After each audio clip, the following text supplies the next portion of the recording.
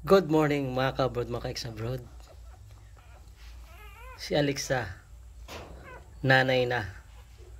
Naalala nyo ba siya nung una siyang dumating dito sa bahay kubo? Ngayon ay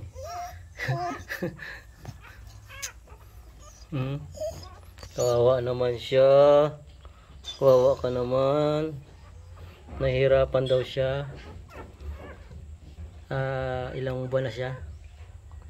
Mga 8 months na siguro.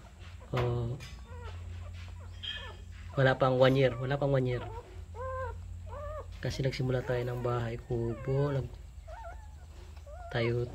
Ano ba yon? April. Tapos dumating siya dito mga May. Yan. Tingnan nyo naman. So, bali, lolo na tayo. Alexa. Ang ganda ng baby niya. Ang ganda ng baby niya. Napakabait ng asong ito. Kaya naman love na namin itong lahat dito eh. Sana mga 2 o 3 lang. Para hindi na natin ipapa-adapt. Aalagaan natin lahat. Ay, babae yung ano. Babae yung maitim. Sana lalaki itong puti. Kasi pahirap na puro babae, puro padami. Ganda. Ang ganda ng puti, puro puti oh.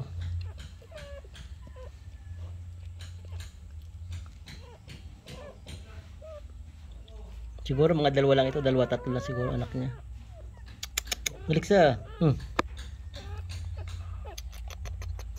Hirap ka na? Pagod ka na? Mamaya kakain ka ng nilagang baka. Wow, man. Ilang araw na siya hindi kumakain. 2 araw yata siyang medyo tamil-mili na kumain. Kasi nga dahil nagdaramdam na siya sa panganganak. Pero ngayon mamaya siguro kakain ito. Yan.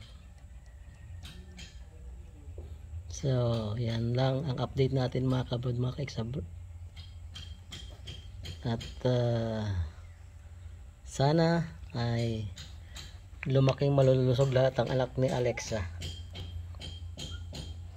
Ang cute, no?